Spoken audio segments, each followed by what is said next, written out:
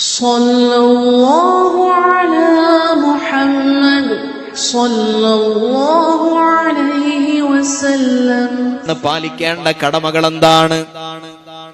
നബി സല്ലല്ലാഹു അലൈഹി വസല്ലമ തങ്ങൾ ഓരോന്നോരോന്നായി വിശദീകരിച്ചു നൽകാതെ ഒരൊറ്റ വാക്കിലാണ് നബി സല്ലല്ലാഹു അലൈഹി വസല്ലമ തങ്ങളുടെ മറുപടി, ഹുമാ ജന്നതുക വന്നാർ.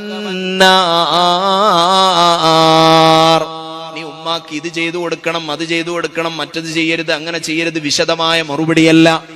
ഹുമാ ജന്നതുക വന്നാർ. ആ ഉമ്മയും ബാപ്പയുമാണ് നിന്റെ നരകവും സ്വർഗവും തീരുമാനിക്കുന്നവർ. സ്വർഗത്തിൽ പോണോ ഉമ്മ തീരുമാനിക്കണം, ഉപ്പ തീരുമാനിക്കണം. നരകത്തിൽ പോണോ ഉമ്മ തീരുമാനിക്കണം, ഉപ്പ തീരുമാനിക്കണം.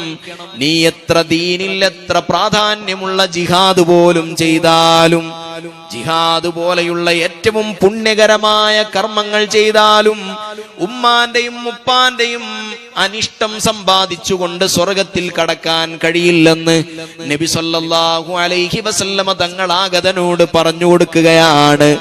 യമനിൽ നിന്ന് നബി സല്ലല്ലാഹു അലൈഹി വസല്ലമ തങ്ങളുടെ സമീപത്തെത്തുന്ന ചെറുപ്പക്കാരൻ ഇസ്ലാമിന്റെ പ്രാഥമിക കാലഘട്ടമാണ്.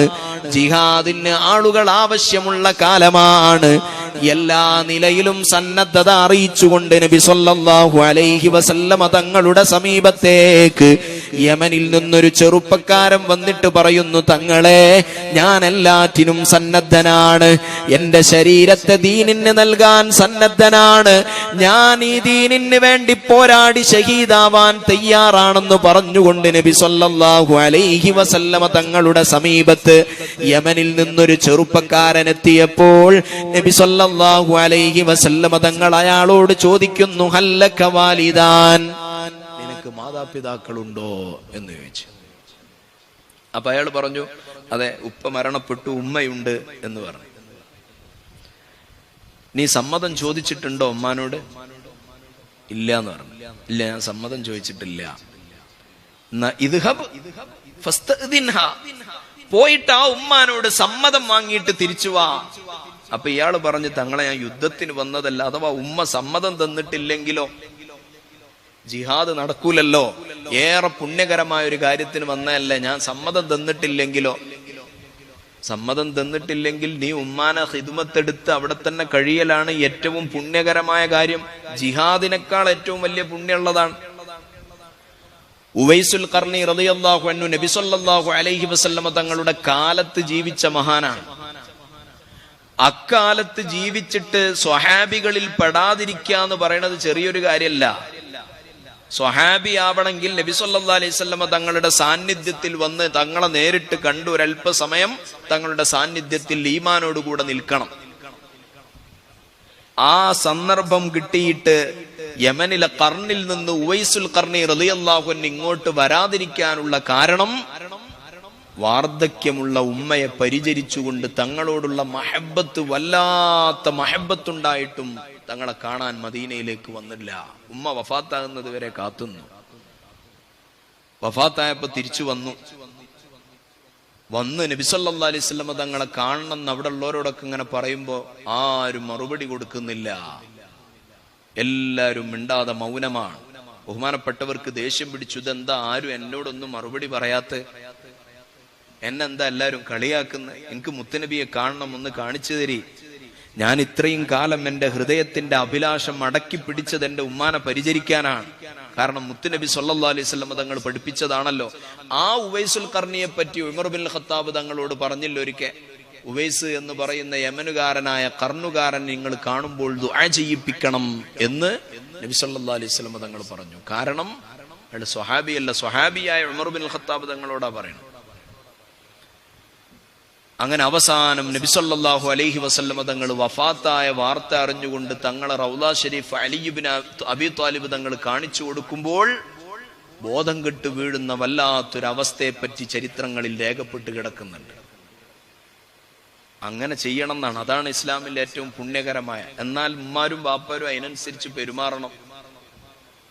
ശരീഅത്തിന് വിരുദ്ധമായ ഒരു കാര്യം ഉമ്മയും ബാപ്പയും പറഞ്ഞാൽ അനുസരിക്കേണ്ടതില്ല. ശരീഅത്തിന് വിരുദ്ധം എന്ന് പറഞ്ഞാൽ കള്ളുടിക്കാൻ പറഞ്ഞു, അല്ലെങ്കിൽ നിസ്കരിക്കൊന്നും വേണ്ട, നീ അവിടെ പോയിക്കോന്ന് പറഞ്ഞു. ശരീഅത്തിന് വിരുദ്ധമായ കാര്യങ്ങൾ ഉമ്മയും ഉപ്പയും കൽപ്പിക്കാനും പാടില്ല. ഇനി ഉമ്മാന്റെയും ഉപ്പാന്റെയും അടുത്ത് തെറ്റുകൾ ഉണ്ടെങ്കിലും അതിന് സമീപിക്കേണ്ട രൂപവും നല്ല അതബോടുകൂടെയും അച്ചടക്കത്തോടുകൂടെയും ആകണം. ഉമ്മാനെയും ബാപ്പാനെയും മറ്റുള്ളവരോട് ശാസിച്ചുകൊണ്ട് പറഞ്ഞ് തിരുത്തിക്കുന്ന പോലെ ആകരുത്. അവരോട് അതബും പെരുമാറ്റവും ഉണ്ട്. എല്ലാറ്റിനോടും അതബും പെരുമാറ്റമുണ്ട്.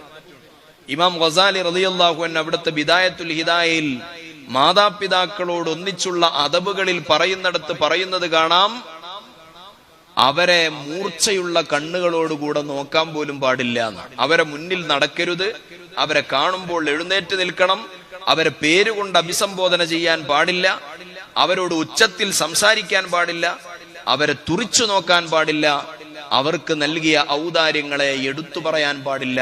ഇമാം ഗസാലി റളിയല്ലാഹു അൻഹു മാതാപിതാക്കളുടെ അതബുകൾ പറയുന്നിടത്ത് പറഞ്ഞതാ. അല്ല ഉമ്മ, അങ്ങക്കല്ല ഞാൻ കഴിഞ്ഞ മാസം 1000 റുപ്യ തന്നത്, ഇനിയിപ്പോ ഈ മാസം 2000 റുപ്യ വേണോ?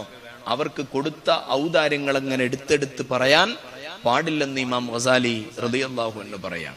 മാതാപിതാക്കളോടുള്ള അതബാണ്. അവരെടുത്ത് തെറ്റുണ്ടെങ്കിൽ അതിനെ സൗമ്യമായി തിരുത്താൻ വേണ്ടി ശ്രമിക്കണം. ശരീഅത്തിന് വിരുദ്ധമാണെങ്കിൽ ചിലപ്പോ മാതാപിതാക്കളെ കൊണ്ട് പരീക്ഷണങ്ങൾ ഉണ്ടാകുന്നേ. മാതാപിതാക്കൾ ഒരുപക്ഷെ നമ്മുടെ ഈമാൻ പരീക്ഷിക്കാൻ വേണ്ടി വളരെ ദുർവൃത്തരായ മാതാപിതാക്കൾ ഉണ്ടാകും. ശരീഅത്തിന് തീർത്തും വിരുദ്ധമായി മക്കളെ പ്രയാസപ്പെടുത്തുന്ന മാതാപിതാക്കൾ ഉണ്ടെങ്കിൽ എന്റെ ഉമ്മയും ബാപ്പയും ശരിയില്ല എന്ന് പറഞ്ഞിട്ട് അവരെ അവഗണിച്ചുകൊണ്ട് നമ്മൾ അവരെ ധിക്കരിച്ചുകൊണ്ട് നടക്കല്ല.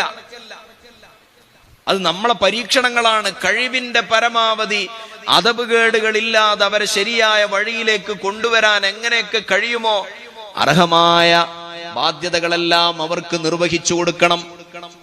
ചിലപ്പോൾ മാതാപിതാക്കൾ അമുസ്ലിങ്ങളായിരിക്കും, മക്കൾ മുസ്ലിമീങ്ങളാണ്. എന്നാൽ ആ മാതാപിതാക്കളെ ഇട്ടേച്ചു വരണം എന്നല്ല നബി സല്ലല്ലാഹു അലൈഹി വസല്ലം തങ്ങളുടെ കൽപ്പന. അവർക്ക് വേണ്ട രൂപത്തിലുള്ള ഖിദ്മത്ത് ചെയ്തു കൊടുക്കണം. എല്ലാ നിലയിലും അവരെ പരിചരിക്കണം, അവരുടെ മസ്ലഹത്ത് ആഗ്രഹിക്കണം. അപ്പൊ ഞാനും എന്റെ കുടുംബവും എന്ന കൺസെപ്റ്റിൽ നിന്ന് മാറി നമ്മുടെ കുടുംബത്തിന്റെ അടിസ്ഥാനവും വിജയവും മാതാപിതാക്കളുടെ പൊരുത്തത്തിലാണ്. അവരുടെ നമ്മുടെ കുടുംബത്തിന്റെ ഭാഗമാണെന്ന തോന്നൽ വേണം. അവർക്ക് ഒറ്റപ്പെടലുകൾ ഉണ്ടാകരുത്. ഓൾഡ് ഏജ് ഹോമുകൾ പെരുകുന്ന കാലമാണ്. യൂറോപ്യൻസിന്റെ ഇടയിലായിരുന്നു പണ്ടൊക്കെ ഓൾഡ് ഏജ് ഹോമുകൾ ഉണ്ടായിരുന്നതെങ്കിൽ നമ്മുടെ മലപ്പുറം ജില്ലയിലെ തവലൂരിൽ പോലും ഓൾഡ് ഏജ് ഹോമാണ്, വൃദ്ധസദനങ്ങളാണ്. പ്രായമാകുമ്പോൾ ഉമ്മയും ഉപ്പയും നമുക്ക് ഭാരമാകുന്നു. അവരെ നമ്മൾ പറഞ്ഞേക്കുന്നു വൃദ്ധസദനത്തിലേക്ക്. അവരെ പരിചരിക്കാൻ നമുക്കാകുന്നില്ല. അവരുടെ വാർദ്ധക്യ സഹജമായ സ്വഭാവത്തെ സഹിക്കാനോ സമീപിക്കാനോ നമുക്ക് കഴിയുന്നില്ല. വൃദ്ധസദനങ്ങളിലേക്ക് പറഞ്ഞയച്ച് നമ്മളിങ്ങനെ വലിയ ശുചായികളായി നടക്കുകയാണ്. നല്ല സാമൂഹിക സേവനങ്ങളാണ്, സാമൂഹ്യ പ്രവർത്തനങ്ങളാണ്. നാട്ടിലും മഹല്ലിലും ഏറെ ഉദാത്തമായ സ്ഥാനമുള്ളവരാണ്. മാതാപിതാക്കളോട് അർഹിച്ച പരിഗണന ഉണ്ടാവില്ല, കാര്യമില്ല. ഹുമാ ജന്നത്തുക വന്നാർ, അവരാണ് അൽ ജന്നത്തു തഹ്ത അഖ്ദാമി ഉമ്മഹാത്.